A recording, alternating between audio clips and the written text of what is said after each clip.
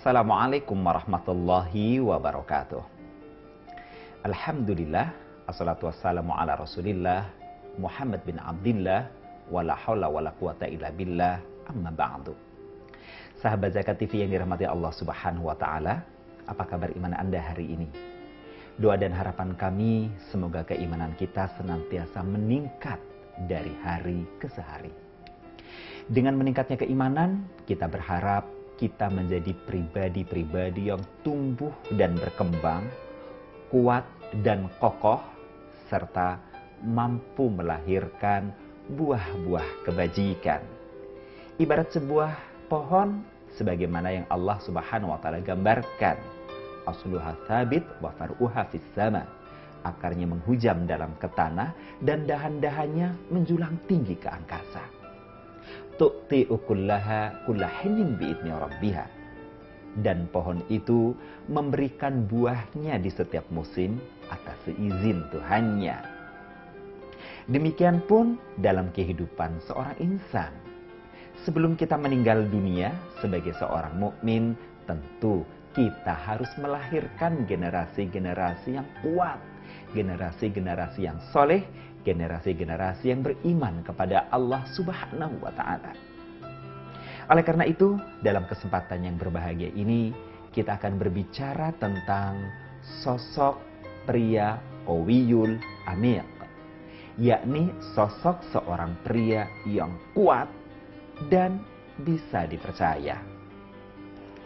Setiap kita, apalagi khususnya Anda kaum Hawa, pasti mengharapkan bisa bertemu dengan seorang sosok pria yang kuat. Bukan hanya kuat badannya, tetapi ia juga kuat mentalitasnya. Bukan badan dan mentalnya yang kuat, tetapi ia juga bisa dipercaya. Tapi di era sekarang ini, sebagian wanita akan bertanya, di mana ya saya bisa menemukan sosok yang seperti ini? Bagaimana ya caranya? Apakah memang ada? Ini satu pertanyaan yang bisa jadi bagi kebanyakan kaum Hawa masih terus terbang di angan-angan. Belum lagi pengakuan seorang gadis yang kira-kira usianya baru 15 tahun.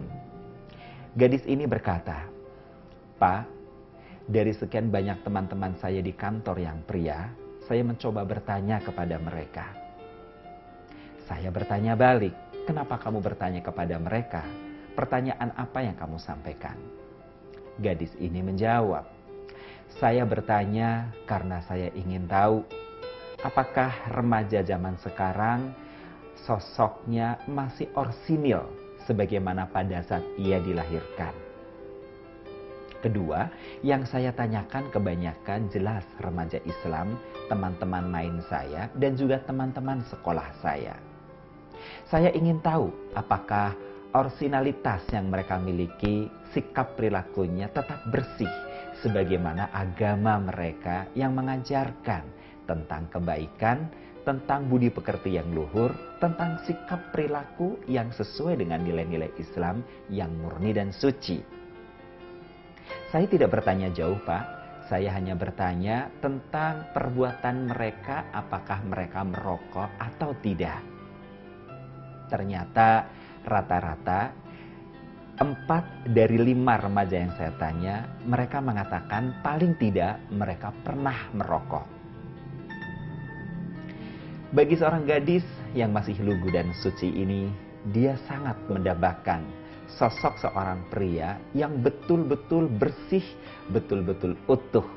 Pria yang tentu saja diharapkan kelak di kemudian hari dia bisa bertanggung jawab ketika sang gadis telah menunjuknya, memilihnya sebagai pasangan dalam kehidupan rumah tangganya. Seorang pria yang bisa menggamit tangan sang gadis untuk senantiasa istiqomah meniti jalan keimanan. Seorang pria yang terus mendekap erat badan sang gadis untuk merapat beribadah menuju Allah Subhanahu wa Ta'ala. Barangkali inilah yang ada dalam benak seorang gadis berusia 15 tahun yang bisa dikatakan masih sangat suci dan murni cara berpikirnya. Yang ada dalam benaknya tentu sosok-sosok seorang pria yang ideal. Seorang pria yang bisa dijadikan panutan, bukan sekedar sandaran kehidupan. Seorang pria yang kelak diharapkan bisa menjadi pengayom bagi ia dalam meniti jalan kehidupannya. Seorang pria yang diharapkan bisa laksana sebatang pohon yang rindang. Meskipun awalnya pohon ini tampak begitu kurus, tampak begitu kurang terawat, tapi karena pohon ini bisa bertahan dalam kehidupannya, sehingga seiring dengan perjalanan waktu, pohon ini pun tumbuh berkembang. Dahan-dahannya kemudian menjadi banyak bercabang-cabang. Dari setiap cabangnya kemudian keluar daun-daun yang rimbun. Sang gadis berharap pria idamannya adalah pria yang bisa menjadi tempatnya berteduh dari setiap kegalauan hati dan perasaannya. Bukan hanya itu, sang gadis juga berharap pria yang ideal itu laksana pohon yang bisa memberikan buahnya. Artinya, pria yang diharapkan adalah sosok yang bisa menjadikan tempat terjaminnya kebutuhan-kebutuhan kehidupannya. Sehingga sang gadis ini pun kemudian bertanya. Dari banyak pertanyaannya itu, nyaris ia sampai pada sebuah kesimpulan. Awalnya ia merasa ragu bahwa di era kehidupan yang modern ini sulit menemukan seorang perjaka yang betul-betul ideal sebagaimana nilai-nilai agama Islamnya mengajarkan tentang kebaikan-kebaikannya. Tapi kemudian gadis ini pun mampu menepis kegamangannya, kegalauannya, dan dalam saat yang sama meskipun ia masih sangat remaja, paling tidak ada idealisme di dalam benak pemikirannya bahwa kelak ia tetap akan memilih seorang pemuda yang ideal. Pemuda yang memiliki kekuatan fisik dan mental, pemuda yang sikap perilakunya bisa dipercaya. Bisa menjaga kehormatan istrinya, bisa menjaga kehormatan keluarganya kelak.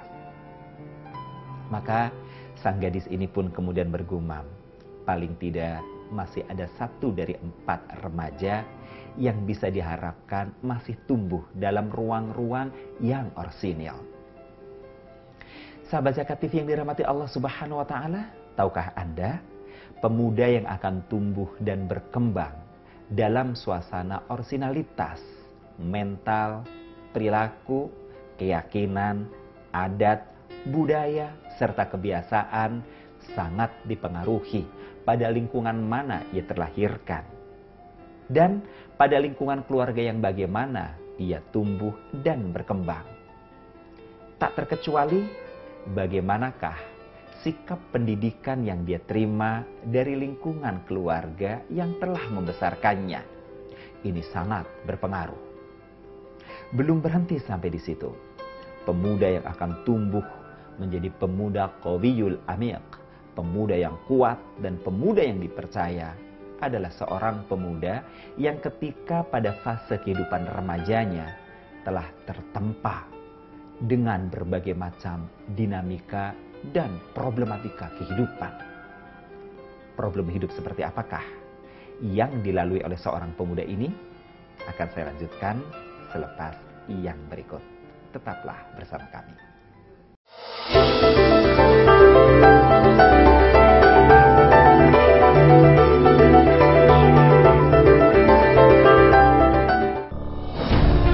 Ketika keindahan dunia merebak keselarasan, berbagi kemesraan. Ketika sejuta tangan merangkai kebahagiaan dalam kehidupan yang harmoni. Ketika zakat Anda wujudkan indahnya dunia.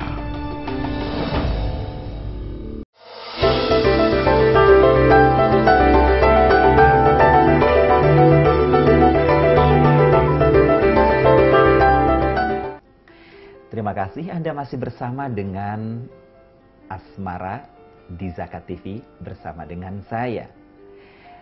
Tadi sudah saya sampaikan bahwasanya seorang pemuda yang dia bisa memiliki sikap sifat qawiyul amiq, kuat dan bisa dipercaya, bisa jadi dialah bukan seorang pemuda yang tumbuh dalam lingkungan penuh kemanjaan. Bukanlah seorang pemuda yang tumbuh dan berkembang di balik bunga-bunga fasilitas kehidupan. Namun sebaliknya, bisa jadi ia adalah seorang pemuda yang lahir, tumbuh dan berkembang dalam tarbiyah, dalam pelatihan, dalam penggemblengan kesulitan demi kesulitan. Ya, seperti tumbuh kembangnya seorang Musa alaihissalam yang kelak di kemudian hari oleh Allah Subhanahu wa taala diangkat menjadi nabi dan rasul. Bagi kita kaum muslimin, kisah Nabi Musa alaihissalam bukanlah kisah yang asing. Beliau terlahir dari rahim seorang wanita Mesir yang saat itu kondisi perpolitikan di Mesir sedang sangat tidak berpihak, khususnya kepada para bayi yang lahir berjenis kelamin laki-laki. Karena sang penguasa sudah memberikan instruksi yang sangat tegas, jelas, cetolilo-lilo, bahwa setiap bayi yang lahir pada periode itu dan berjenis kelamin laki-laki, maka ia harus dibunuh. Ibunda Musa pun kemudian bingung. Dengan izin Allah Subhanahu wa taala, ia mendapatkan petunjuk dari Allah untuk membungkus Musa, menempatkannya pada sebuah peti, kemudian menghanyutkannya di atas sebuah sungai, yakni Sungai Nil. Allah Subhanahu wa taala memerintahkan kepada Sungai Nil agar aliran airnya masuk ke wilayah istana kerajaan sang penguasa. Di sanalah kemudian peti bayi Firaun berhenti dari hanyutan airnya, ditemukan oleh sang permaisuri kerajaan. Musa tumbuh dan berkembang dalam lingkungan kerajaan, tumbuh dan berkembang memang dalam fasilitas hidup yang memadai. Tapi tahukah kita, problematika yang dirasakan oleh Musa alaihissalam justru muncul, tumbuh dan semakin dahsyat ujian-ujiannya pada saat ia menjadi manusia remaja, menjadi pria yang masih butuh bimbingan dalam tumbuh kembangnya, menjadi pemuda yang mestinya mendapatkan ayoman dari orang di sekelilingnya. Tapi ibarat pepatah mengatakan, untung tak dapat diraih, malang tak dapat ditolak. Perseturuan Musa dengan sang ayah angkat semakin hari semakin seru. Bahkan pada tingkat tertentu, ketika Musa alaihissalam menyampaikan kalimatul haq, yakni kalimat la ilaha illallah. Tidak ada yang lebih berkuasa dalam kehidupan ini kecuali Allah. Apa yang terjadi? Sang raja marah bukan alang kepala. Musa kemudian dikejar sedemikian rupa. Musa hendak dibunuh oleh sang penguasa yang notabene-nya ia adalah bapak angkatnya sendiri. Maka Nabi Musa kemudian pergi ke sebuah wilayah yang pada masa itu disebut sebagai negeri Madian. Musa adalah seorang pemuda yang perangainya begitu santun. Musa adalah seorang pemuda yang kekuatan tauhidullahnya, keimanannya begitu luar biasa. Musa adalah seorang pemuda yang secara fisik ia memiliki kekuatan fisik yang begitu hebat, luar biasa. Dalam perjalanan pelarian itulah Musa kemudian beristirahat di sebuah tempat. Di saat beliau beristirahat di siang bolong menjelang sore hari, beliau mendapatkan segerombolan orang yang membawa gembalaannya mendatangi sebuah sumur untuk memberikan minum kepada gembalaan mereka. Di antara mereka ada dua orang gadis yang sedang berdiri rada menjauh dari gerombolan para laki-laki yang sedang mengerumuni air tersebut. Dua wanita ini tampak begitu bingung, mengingat kebanyakan pria-pria yang ada saat itu tampak begitu egois, tidak peduli, bahkan bisa dikatakan tidak punya empati sama sekali meskipun kepada seorang wanita, apalagi kepada gembalaannya. Maka salah satu dari wanita itu ada yang menghampiri Musa. Mengingat sosok Musa alaihissalam saat itu adalah sosok yang jauh berbeda dari tampang gahar yang kebanyakan dimiliki oleh kelompok orang-orang yang sedang memberikan minum kepada gembalaannya itu. Salah seorang wanita itu kemudian berujar, "Wahai Tuan, saya lihat Anda adalah orang yang baik. Sudilah kiranya Anda membantu kami. Kami tidak bisa berdesak-desakan dengan kelompok kaum pria itu untuk memberikan minum kepada gembalaan kami. Mengingat ajaran kami mengajarkan demikian, Tuan. Namun demikian rasanya sulit bagi kami untuk terus menunggu terlalu lama. Padahal orang tua kami, bapak kami di rumah dalam keadaan payah. Tuan, sudilah kiranya Anda membantu kami untuk bisa memberikan minum gembalaan kami." Ternyata Musa dengan hati yang penuh ketulusan, dengan air muka yang penuh kesantunan, dengan kalimat yang ramah, Musa menyanggupi permohonan dua orang gadis ini. Akhirnya Musa dengan tubuhnya yang kuat berhasil membelah gerombolan pria-pria yang notabene-nya kuat-kuat tubuhnya itu, sehingga Musa bisa masuk membawa gembalaan serta memberikan minum kepadanya. Selepas memberikan minum, Musa pun menyerahkan gembalaan itu kepada gadis-gadis tadi dan ia kembali duduk pada posisi semula. Sang gadis-gadis ini pun kemudian pulang ke rumah. Sesampainya di rumah, gadis-gadis ini menceritakan tentang pertemuannya dengan seorang pemuda yang begitu baik, yang begitu ramah, begitu santun.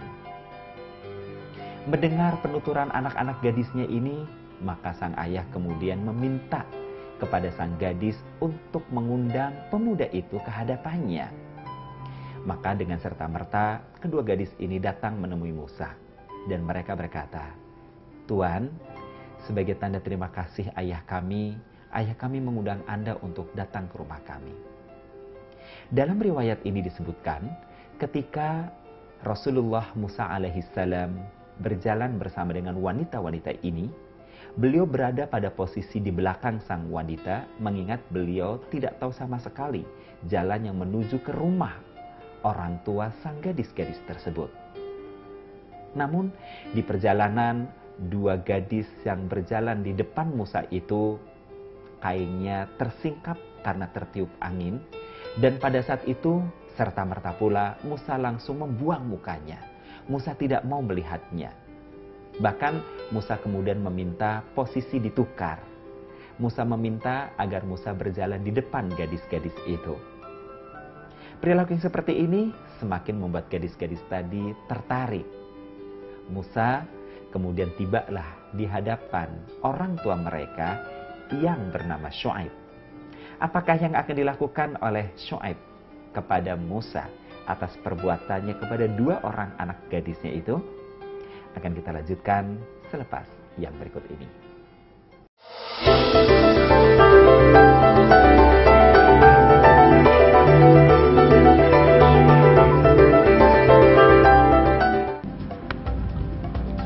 Semangat kemenangan harus berasal dari sportivitas yang datang dari hati. Saya Bawang Pamungkas, saya zakat di Dompet Duafa. Keluarga adalah sumber inspirasi saya. Kehangatannya datang dari hati. Saya Inneke Koesherawati, saya zakat Dompet Duafa. Berbagi memudahkan rezeki, karena datang dari hati. Saya Ipo Santosa, zakat di Dompet Duafa. Dompet Duafa.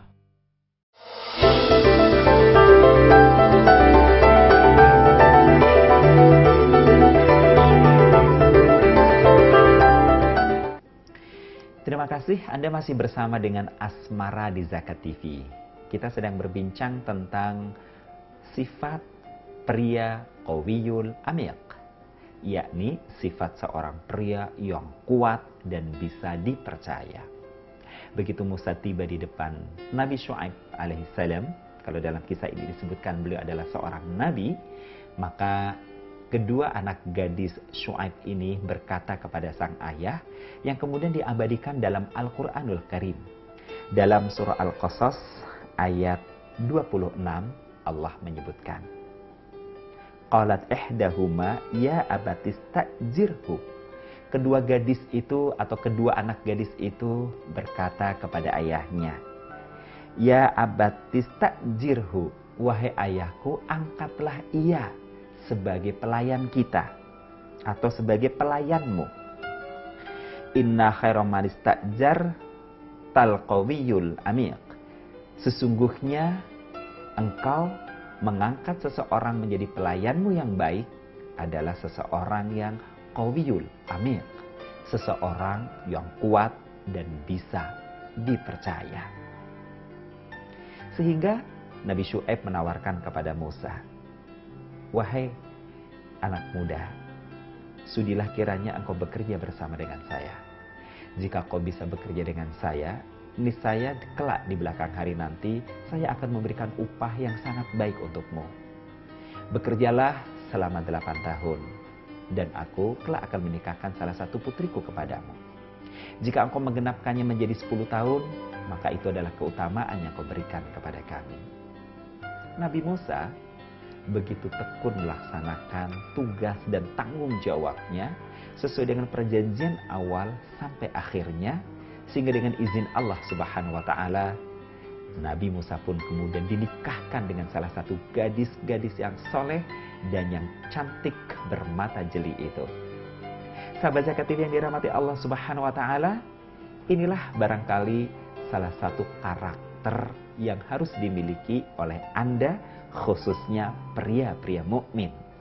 Jika Anda ingin menjadi rebutan, tanda kutip, gadis-gadis mukminah, tentu Anda harus memiliki karakter qawiyul amiq, sikap sifat dasar yang kuat, kokoh, dan juga bisa dipercaya.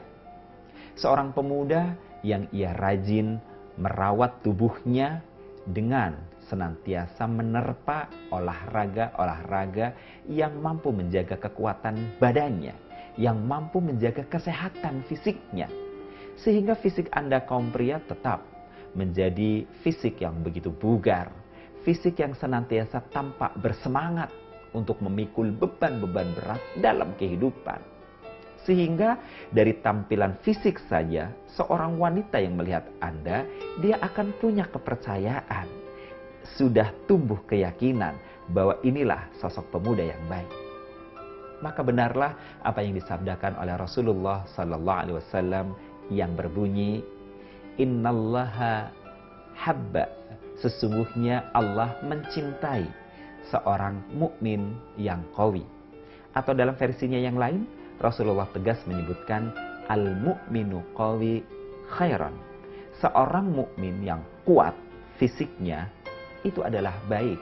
Wa ahabba minallah, dan lebih dicintai oleh Allah Subhanahu wa Ta'ala minal mu'minina dha'ifa, daripada seorang mukmin yang lemah. Seorang mukmin, maaf kalau dalam bahasa gaulnya, yang letoy. Jadi seorang pria, dia harus bisa menampakkan ketegapan fisiknya, kegagahan raganya. Karena dari situ seseorang akan bisa membaca sikap Anda bahwa Anda adalah orang yang memang layak untuk memikul satu amanah besar dalam kehidupan. Musa sudah membuktikan dengan kekuatan fisiknya, Musa bisa membelah gerombolan pria-pria yang tampang-tampangnya begitu garang, tidak punya empati. Musa bisa masuk ke dalamnya. Kemudian bukan hanya fisik yang kuat, yang hari ini sebagian kita menyebutnya, maaf, hanya digunakan untuk nampang narsis saja. Sehingga tampak begitu kokoh di luar namun rapuh di dalam. Tetap harus ada yang kedua, yaitu al-amiq, yakni memiliki kemampuan memikul kepercayaan yang begitu mendalam. Kepercayaan yang orang bukan sekedar percaya, tetapi orang betul-betul bisa mempercayakan bahkan masa depannya kepada diri seorang pemuda yang memiliki kemampuan untuk bisa dipercaya. Musa telah menunjukkan sikap ini dengan akhlakul karimah. ketika berjalan di belakang gadis-gadis, kemudian sang gadis tersingkap kainnya karena tiupan angin sehingga tampak sebagian betisnya, Musa membuang muka. Ini artinya seorang pemuda yang bakal menjadi idaman kaum Hawa adalah pemuda yang bisa menjaga sikap dan perilakunya. Seorang pemuda yang bisa ghadul basar, pemuda yang bisa menundukkan pandangan. Bukan sekedar pandangan fisik, tetapi justru pandangan mata batin. Hatinya bisa tunduk khusyuk hanya pada satu titik seorang wanita ketika ia telah mengambil seorang wanita sebagai pendamping dalam kehidupannya. Ia akan menutup mata hatinya dari wanita-wanita lain yang tidak halal baginya. Ia menjadi seorang pria yang hanya mau membuka matanya, melihat sosok wanita yang telah halal menjadi istrinya saja. Qawiyul amiyaq, kuat dan bisa dipercaya. Bisa dipercaya yang lain adalah Nabi Musa alaihissalam dalam rentang waktu yang cukup lama teruji. Ini artinya memasuki kehidupan rumah tangga seorang pemuda dengan karakter qawiyul amiyaq adalah seorang pemuda yang siap bukan sekedar secara teori, tetapi siap dengan segala dugaan, dengan segala kemungkinan-kemungkinan dalam perjalanan kehidupan rumah tangganya, baik dalam keadaan bangun maupun terjatuhnya, baik dalam keadaan datar maupun dalam keadaan amblas kehidupan rumah tangganya, baik dalam keadaan suka maupun dukanya. Ia menjadi seorang pemuda yang mampu dengan penuh ketekunan, penuh dengan kesabaran. Ingat, mengembala adalah sebuah profesi yang cukup sulit. Mengingat hewan-hewan gembalaan seperti kambing itu agak susah untuk dikendalikan. Kambing tidak bisa ditarik dengan kasar. Kambing tidak bisa disabet dengan penuh kebengisan. Tapi kambing hanya akan nurut jika diiming-imingi dengan makanan. Begitulah barangkali filosofi dalam konteks kehidupan berumah tangga. Anggota rumah tangga dari seorang pria yang telah menjadi kepala keluarga, entah itu istrinya, entah itu anak-anaknya, entah itu saudara-saudaranya, entah itu ipar-iparnya. Bisa jadi orang-orang yang ada di sekelilingnya bukanlah orang-orang yang mudah untuk diajak berkomunikasi secara harmonis, kecuali Anda kaum pria mampu memberikan menjadi orang yang bisa memberikan kebaikan-kebaikan materi kepada orang-orang di sekeliling Anda. Bisa jadi Anda kaum pria akan hidup pada sebuah lingkungan yang masyarakatnya hanya akan bisa tunduk dan nurut kepada Anda justru pada saat Anda berbagi. Jadilah qawiyul amiyaq, maka Anda akan menjadi pria idaman. Mudah-mudahan bermanfaat untuk kita semua. Bila taufik wal hidayah. Wassalamualaikum warahmatullahi wabarakatuh.